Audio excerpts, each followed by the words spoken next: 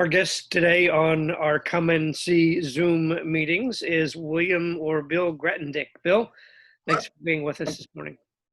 Hey, good morning, Jimmy. Thank you for having me. Well, you're a busy man, and I appreciate the time that you've carved out for us. You've got a lot going. You're quite active at St. Simon and Jude, and we're certainly fortunate to have you and all that you do for the parish. Primarily, Bill, I want to talk to you today about, first of all, the Loaves and Fishes effort that you coordinate to feed and care for the homeless in our communities. I know that during the height of the pandemic, earlier in the summer, that we continued to provide food for those folks who had visited Loaves and Fishes in downtown Houston. It was a remarkable turnout. Tell me a little bit about how that went first. It was absolutely amazing, the response that we got. We were the last, St. Simon and Jude people were the last to serve down at Loaves and Fishes before they shut down the kitchen area. They had asked for an exemption from the mayor, but that didn't work out. So they shut the whole operation down in about, and that was early in March. And about a week later, one of our couples in the Loaves and Fishes ministry, Regina and Richard Hunting, decided the homeless still needed something to eat. So they put together about 60 snack bags, which is what we labeled what we were doing, and they took it down there, and they were gone in minutes. So they could see that there was a need. They approached me and see if we might be able to get our Loaves and Fishes ministry people to supply snack bags 3 days a week. And so I put out a message, an email to all of our people, and you took it up and put it on the SSJ home. And lo and behold, we had more than we could ever imagine as far as response. We took down between 150 and 200 every day for 3 days a week for 3 months. And the parish, every time I asked for it, I got way more than I needed. And really, it was a good task to have to allocate time slots for people to bring up the snack bags. But it was almost through that whole month, I think I calculated somewhere around 9,000 snack bags that we handed out. We had some help from Loaves and Fishes, the lady down there that kind of coordinates that area right now while it's closed. Put in sandwiches usually too, so we had a good lunch for them. But it was an extremely good operation, and I'm very thankful to the parish for their great response. They've since opened back up, but on a takeout basis. So we do serve down there twice a month, like we normally do, to help prepare and to distribute those hot takeout lunches that they're now providing to the homeless down there. So it's been a great thing. We did it Sunday with 4 volunteers. We usually like to get about 4 to 8 to help us in prep and serving. We served 160 hot meals down there Sunday, and our next serving date is a week from tomorrow, Wednesday, I think it's the 16th. And I'll be putting out an email to my people, and you'll get it also on SSJ Home too. That we'll be doing that, and they're going to let me know what things they need. I've been asking for certainly those takeout containers that you can get, say, from Sam's, and the response for that has been excellent. Also, I took down about 2,000 Sunday, and I've taken down anywhere from 1,500 to 3,000 of those each time we've gone, and they've been extremely pleased with what we've been able to donate to them. I think with most every email you send out before going downtown, you mentioned that, well, you usually indicate you never really have a problem with finding helpers. People who help the homeless seem to be passionate about that. They really want to do it. So a lot of people have to wait for an opportunity to step up. Is that right? Well, usually I've been blessed to have people especially like to do it on Sundays. And when we were doing it on a regular basis, Sundays was a great opportunity for families to come down and help. But I really haven't had too much problem with getting people to serve. And we all wear gloves, we all wear masks, we all wear hats. They've got a plexiglass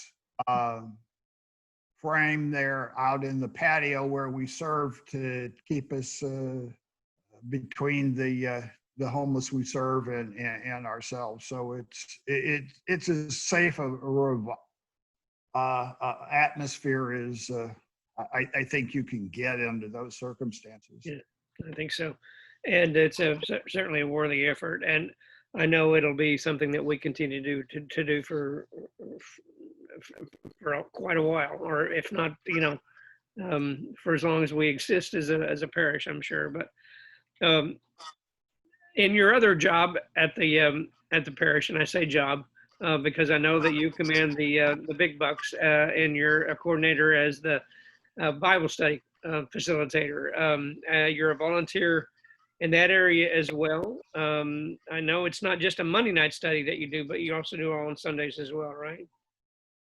Yeah, I help coordinate. I guess you would call it the traditional time slots at the parish that we've had. We've got a Sunday morning scripture study, which goes from like 9 to 11. And a Monday night that goes from 7 to 9, and a Tuesday morning that goes now from 9 to 11. They've been around before I started in the parish, which was in 1998. And I know the Monday night one has been around since early 80s. So these are long-standing time frames, and so we normally kind of pull the people. I give them options as what they want to do, and we kind of go from there. So for this fall period, we're doing on Sunday mornings, we're doing the Bible and the sacraments, and this is the first time we've done something with Scott Hahn's St. Paul Center. And it's an 11 session study, and we're starting it on Sunday, the September the 20th. All of these are on Zoom until we can get back into the church. And so I've contacted all the people that normally look to those time frames to contact me, and I think you've put also information out on on SSJ Home. So Sunday morning is the Bible and the sacraments. On Monday evening, we're going to do Wisdom, God's Vision for Life, which is out of Ascension Press. I know the Tuesday morning group has already done that and did it with a lot of good comments. And the presenter for this is Jeff Caven and Thomas Smith. Both are very, very good. I know that if anybody's taken the Ascension Press studies, know Jeff Caven very well, and he's a great presenter. It's 8 sessions, and we're starting it on Monday, September the 28th. The Tuesday morning group, I facilitate Sunday morning, and there's several of us that facilitate Monday night. Helene McKee facilitates the Tuesday morning group, and they're going to do Jesus, the Way, the Truth, and the Life, which is the study we did this summer. On Monday night, we had a lot of interest in continuing and do something in the summer, and so we did that, and I think it was very well received. It was a great study, and Helene participated, and she thought that would be great for her Tuesday morning group, and so they're going to do that. But that starts on Tuesday morning, October the 6th, and it's a 10-session. It's a 10-session study, so. I found I learned quite a bit on that, Bill, and what I found to be really interesting was the fact that the presenters, Jeff and Edward Shree and Marcelino, Marcelino D'Ambrosio, right, and they presented from the Holy Land, and that what really was a fascinating way to approach it and very educational. So I appreciate your offering, and also Helene's offering of that as well. So, yeah. Tell me before we wrap things up here, Bill.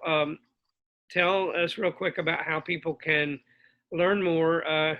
What's the contact information folks need to know to contact you about getting involved in either Loaves and Fishes or one of the Bible studies?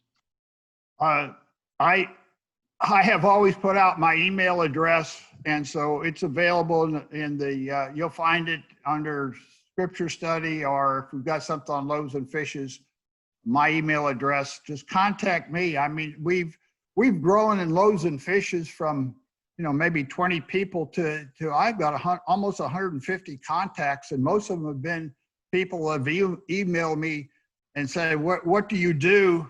How can we get involved? And I'll respond. I always put people then on my list so they know what's happening every time we do something with Loaves and Fishes. And I might say the Loaves and Fishes grew out of a small group, small community group like Father is always pushing. And it was the homilistic scripture study, and one of the invitations to Acts was go down to a soup kitchen. And so we did, and that started it. We went once, we went twice, we went 3 times. Finally, we started doing it once a month, and now we're doing it twice a month. So, you can never tell what happens with these small groups that Father's always pushing us to be part of. Right. Well, just so everyone will know, you can get Bill's contact information on the SSJ at Home emails whenever there's an opportunity to sign up or to serve.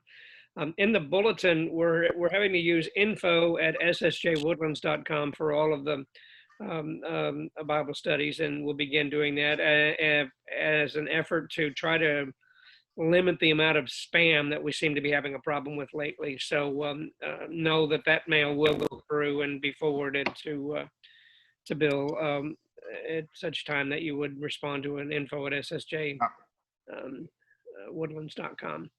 Bill, I think that's about what we were going to talk about. Anything else you'd like to add? No, that's about it. I appreciate the time. And we appreciate you. Day. All right. We appreciate you. We'll talk to you soon, Bill. Thanks for joining us today. Okay.